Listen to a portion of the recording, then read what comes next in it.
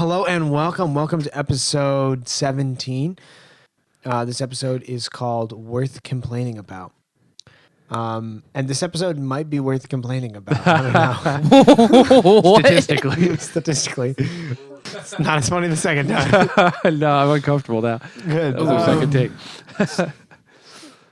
Yeah, so Chris, this is kind of your idea. So take it away. Yeah. Well, I don't know. So I was trying to think of things to talk about, and I was doing a lot of work, so I was kind of distracted. And so I was reading this article. It was like 10 things that turn church visitors away or something. And it was just this really like petty list. It wasn't even like, satanic worship, things like that, which would turn me away. But like, It does. What kind of right. But like, it was like, I don't know, just all these things that like don't feel like they matter too much to me in the grand scheme of things. And the one that really set me off was the last one, which was like any message that's not the gospel, which like I understand why you would say that. But like also if you just only recite the gospel every time you go to church without any other context or message, then like you're lacking the bigger, because there's like 4 books of the gospel and then 62 books that aren't the gospel. So Yeah. I don't know. It's just the way she phrased it and came across bugged me, among all the other things in the article. And then it made me think about like, people in church complaining about things, and I don't know. There's a lot of complaining. I guess I'm complaining about people complaining. Is the gist of it? Wait, That's my specialty. You Yeah. can't take complaining about people. Just to go to that gospel thing quickly, she probably meant like, maybe she meant literally the 4 gospels, but she maybe meant like the gospel message. Right, which Like- obviously I'm not going to argue Yeah. with that. Yeah, I don't want to commit some heresy here on the podcast. But Yeah. the way she said it came across as very like, that's literally the only thing you need to say. Like, Yeah. which maybe has some truth behind it, but I don't know. It was the context. What website did you find this on? I don't remember. Some Babylon B. It makes it even madder. I love the Babylon. It's so good. What's the Babylon Bee? For those who don't know. Oh, it's like the Christian version of the Onion, basically. It's just like irony fest. Yeah, just these goofy articles. Yeah. But I don't remember what website it was on, to answer your question. I feel like you just found some like random like old ladies like blog It might have blog. been. I don't know. complaining. Yeah. Just to kind of like that thought of like, so when I interned last year, some of my focus was like, oh, how do I really focus on visitors, right? Which is such a waste of time. But besides the point, and just kind of like where shortcomings are, where things that like drive people away, like where those things are, and those things are good to be aware of and like good to work on, trying not to drive visitors away. But logistically aside, like people are going to walk into church and find something to dislike if they want to find something to dislike, right? And I think like that's a really good transition to this idea Complaining. of complaining. Now, so I guess like also to rope in complaining, but also kind of like gossiping, right? I'm gonna is there productive like when we talk about grumbling or like complaining, like is there such thing as productive complaining? And I know I'm just throwing that out. So if you have a yes or no, then like I'm down. I just culture me, but yeah. No, I think that's a good point. Because, like, actually, I think that's one of the questions I wrote. But, like, I didn't- because, like, there's complaining where, like, things could be better and there's no reason for it not to be better, which seems to be a common point of discussion that a lot of us have. So there's, like, that. So, like, at a certain point, like, is it worth complaining about? That's the title. Well, I use the title in a sentence. Yeah, I was gonna say. But like, yeah, because it's like the squeaky wheel gets the oil. So if there's a problem, that needs to be fixed. But then, like, at what point is it just not even really a problem that you're complaining about? I don't know. Because I think Tyler raises a good point. Like, you're gonna find things you don't like no matter where you go. Yeah. Like, that's just the reality. And like I, as a pessimist, but not a. I don't know what I am. You're a pessimist. Yeah, There's like 100%. there's like a little bit of optimism there sometimes. It sneaks its way in. I'm optimistic about people, pessimistic about the world. Wow, that was kind of beautiful. Yeah, very beautiful. Thank you. But like, so I will always find fault and kind of like begrudgingly look for things to complain about. But like, for better or for worse, I think there's moments where I'm like, oh shoot, this should be fixed. This should be better. Yeah. There's other times where I'm just like, oh, I'm just angry. And like, Yeah. I'm just gunning for something to be angry about. exactly. Because I'll also have like, I could walk into church one morning and find 10 things that are wrong, and then I'm having a good day, and I walk in and like everything could go wrong and it won't bother me. Those It's like, same well, 10 at least I'm things in too. church, like Yeah. yeah. So Because then that also makes me go into like the idea of like when we talk about complaining, I also think of ranting, where like we just go on for hours about just like, oh, this is bad, that's bad. Like that was like the household I grew up in. Like my mom was always complaining about something, and she go on for hours, and I'm just like, oh, okay, but shout out I think- to your mom. love you, mom. You taught me patience. But it's also the idea of the solution, right? Like you. Sorry, I'm also still fixated on the squeaky wheel gets the oil. I never heard that until today. Oh really? Yeah. Interesting. Sam was emphasizing the point that he's Asian. And that's gone. Yeah, but that's the thing. Like, that's how things get changed and done in the world too. Yes. Like that's how revolutions happen. It's like enough people get angry and A problem is seen, and then a problem is addressed, and then a solution is found. yeah. But then it's like so. One thing I kept thinking about is when we went to Belize. You've been there twice, I guess. Yes. But when we went last time, it's like the church was outside. First of all, the pews were outside. There's like traffic going by. There's like a horse at the intersection for some reason. I'm still weirded out about that horse. Yeah, it just hung out. It was just there. I don't know. But it was like so people like couldn't hear the music. Like sometimes there was like a language barrier, and sometimes like the wind would just blow, and like nobody knew what was going on, kind of. And there were kids talking, and like definitely not your ideal situation when you think of like a picture perfect church service. But like they were all just so happy to be able to like come to church and be together and like share their faith stories. And like I know that doesn't happen all the time, but like I think about like when you go into a church service and people are just like upset about the lights being too bright, or like the sound is too loud, or like this person's dressed that way, or like blah blah blah, and like I don't know. It just goes back to that people are just selfish, right? Like we fixate on our desires. We fixate on what we want to do / how we're accustomed to things. I think this is a very common thing with college students, especially incoming freshmen. I say it only because I myself was very similar to that. I came from my church background, and then I expected a similar experience. One, because I was young, and two, because I was foolish, and three, I expected that what I had for my lifestyle to be implemented in other places because I thought that was the right way. The pride and like I was fortunate enough to come to from a place where I was just very prideful of it. But then part of growing up is realizing you can't make everything like the way you expect it to be, nor can you force a certain culture or a certain idea into different like areas, right?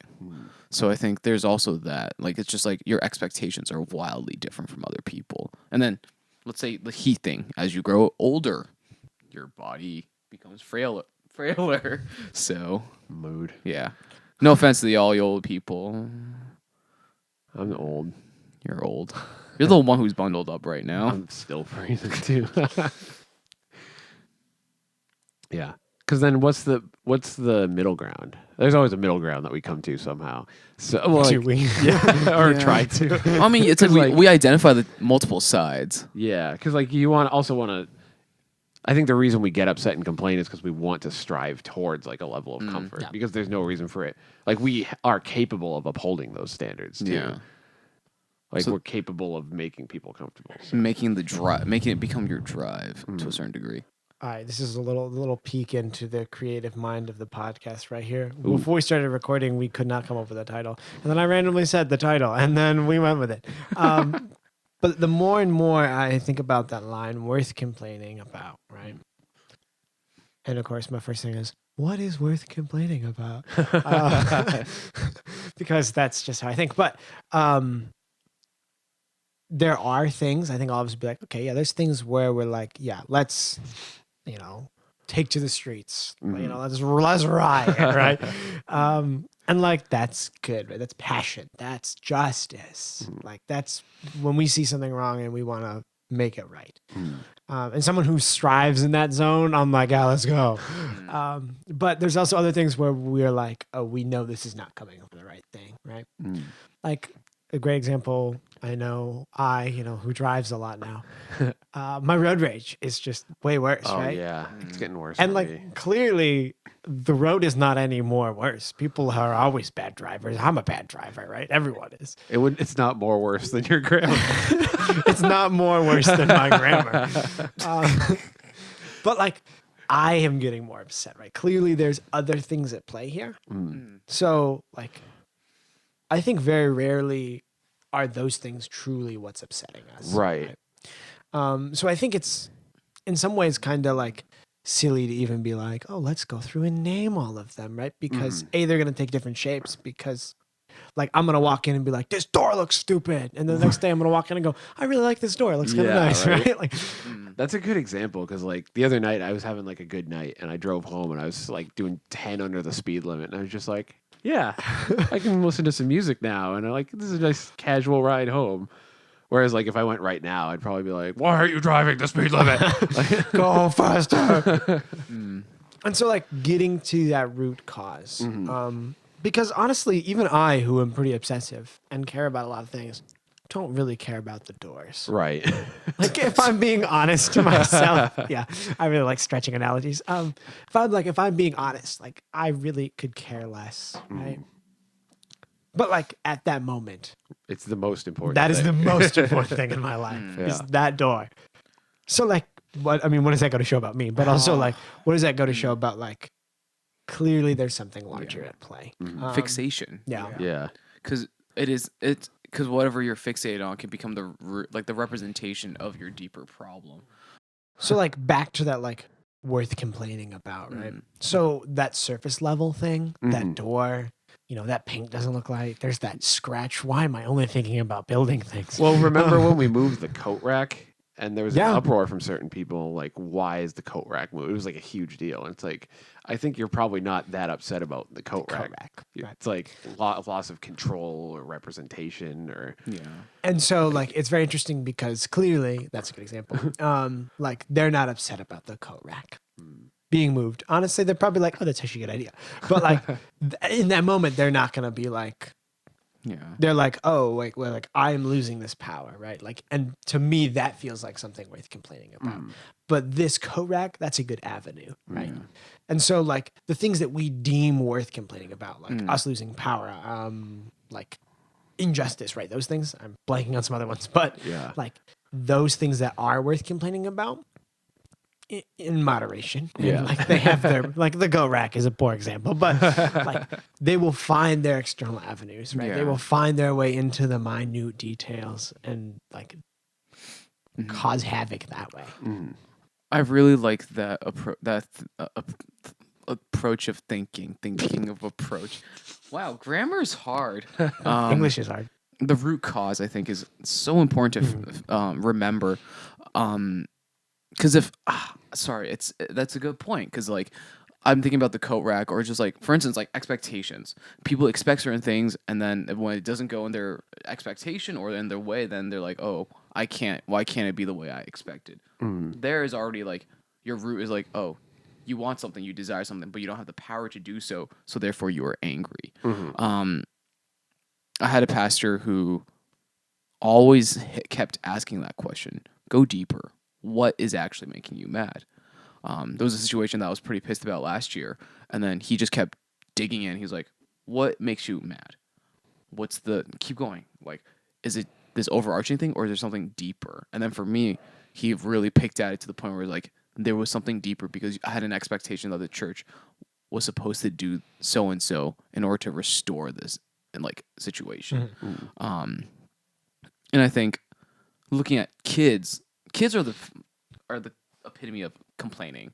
They complain about everything. They're like, "Oh, I don't want this. I don't want that. I don't like that food. Oh, it's too cold. Oh, this is horrible." But then it's just like there's always something deeper. Like kids are gonna be set off because like something's gonna like get at them, right? And I think adults are just big kids in the world. We learn to suppress, or we learn to have that perspective to not be fixated on the little thing, but realize that there is something deeper. But even in our adulthood, we fixate on stupid things like doors and coat hangers. And that just gets to us because we're so flawed. We're so useless. The only thing, I think adults have mastered the move of the eye roll, right? So when someone does something, you just roll your eyes. Yeah. And like, that's your complaining, right? You've just learned not to vocalize it, right? It's still there. It's still happening. You're like, oh, peas, my favorite. Right. A little elongate. Yeah. That was clearly emphasized. I would be like, oh, peas, my favorite. I don't like peas though. Really? No. I like peas. Wow. Chickpeas are so bad. Dude, I love chickpeas. Anyways, You guys are so weird. so like, I think that's what we're really getting at, right? In a way, what are we complaining about right now? Yeah. We're complaining about people. It's Right. just Because like I so want to be meta. able to expect that I can go to church without somebody complaining, which is kind of meta, you know? Yeah. We like even like our podcast and everything is like a rant in a way. Yeah. Oh, 100%. Yes. And like, which is, I think, a healthy way for us to vent. Those are things that we deem worthy to complain about. And so, like, there's kind of two sides to that coin. Like, so I guess to kind of wrap us up, like, we're always going to be searching for, like, what is the true root cause? Like, what is the thing we really actually want to complain about? Yeah. And like, that's hard to find. I'm somebody who like doesn't like looking for motives because that's spooky. I don't want to. Like, I don't want to be like, oh, like in the end, I have a high expectation there when I shouldn't, and I'm the one making the mistake. Right. But I just want to be like, no, that's you. You're messing up, Yeah. not me. We want to be flawless. Yeah. But also like to kind of that point, like things that you don't deem worthy complaining about, right? Someone else might. Yeah. And like that does not justify myself going like that door looks stupid, right? Like that's like no, that's dumb. But like I deem that like it is worth complaining about me losing power, right? And of course like that's not okay. But like I think that's something worth complaining about, right? In my brokenness. Yeah. So like you might not understand that. I mean, I think both of you do, but like someone the other you, the others. Someone who's fully content with Yeah. their level of power in the world. Right. But there's also the idea of letting go of what you're complaining. Right. Like, I think to also like tie that back is like, if you have that, like for you, like the individual, it's like, be wary, know what's deeper, and then also learn when do you let go of what you are complaining about. Never. Let it boil up. Oh, Yeah. Boil let over. it blow up. Yeah. Yeah. 100%. And so like finding those root causes, those root complainings. I wish there was another word because the word complainings is weird to me because it's not a word. Yeah. And like surrendering those. Yes. And like that's lame. Like I hate when people go, just surrender. And you're like, that's not helpful. Right. That's dumb. Easier said than done, man. Right. But I think why does everything boil down to empathy, surrender, and like self-reflection? Like if that, like all the problems in the world can be solved with those three things. But like look in, see what that is, right? See what's really bothering you, right? Self-reflection. Like have empathy for the other person who's complaining about that stupid thing that's bothering you, right? And then like let go of what's like Yeah. ah, This is so random, and this is not like productive at all. But I keep thinking, like, it's kind of tied in, but you keep saying the words like let it go, all those things. Today we had our school concert. I was looking at the pamphlet. We had 3 songs: Let It Go, Let Her Go, and then Let It Be. All, I don't know why they were the songs that were on it. And it was really First two were odd. terrible. Yeah, they're all terrible. Really, the Beatles was the one you chose. I thought you would dislike that one the most. I didn't want to be too controversial, but I don't like the Beatles. As long as it's out in the open. I was like, wow, I'm 2 out of 3, Chris. Wow. But to actually tie this back to the topic, it's just like, it was so fascinating because I was like saying what's in middle school. I was like, why is who thought of this? But then now that we're in this conversation of the complaints, like, like in our world, like we have a lot, like even throughout all the different ages, I think it's so fascinating. Like the Beatles, we have like Let Her Go by The Passenger, who's like, I guess like hits like your your late 20s, early 20s age. It's like my and then age. yeah, your age. And then like Let It Go, which is like Frozen. 9-year-old. Come on, it's like little kids. But like even throughout those 3 very different age groups, it's like the continuation of that problem. It's like you gotta like, I mean, okay, this is a stretch, but it's like, like the issue at hand, sometimes you just have to like release. Like we live in a world like we are so, it's also it's quote unquote cool or really like awesome to complain about things, to be like a voicer of problems. But then I think to like look out beyond just the church, like what are the topics in our life that are worth complaining about? What are the things that we should strive to find a solution, as opposed to just sitting back and like being a couch potato and be like, oh, I don't like that, right? There are bigger things out there that I guess we should complain, but then also ultimately find a solution to strive towards. If you're not doing, I always say, like, if you see a problem or you're complaining about it, but you're not doing anything about it, then you're just wasting your time. Mm-hmm. Agreed. But I'm also guilty of I it. was say that's the point I was gonna make. I was gonna be like, wait, but isn't that you complaining about complaining Exactly. about? I was like, oh no. We go back to the meta. But like, it's dumb. Everything's. Sorry, that's my life moment right there. That was the true Tyler Page. I let it be, let it go, and then let her go, because why not? Just let it go, man. I mean, Yeah. the snow falls white on the mountain today. Stop! All right. Yeah. I think that's a good place to wrap it up. But listeners, thank you so much for listening. That concludes episode 17. Is it worth complaining about? We'll see you on the next one. You guys can find us on our different venues of media, and We're on the podcast app now. we're We on are the the podcast podcast app. Thank you, Tyler, for that. As always, like and subscribe. Hit that bell for that notification, Ding. and have a good one. We out. We out.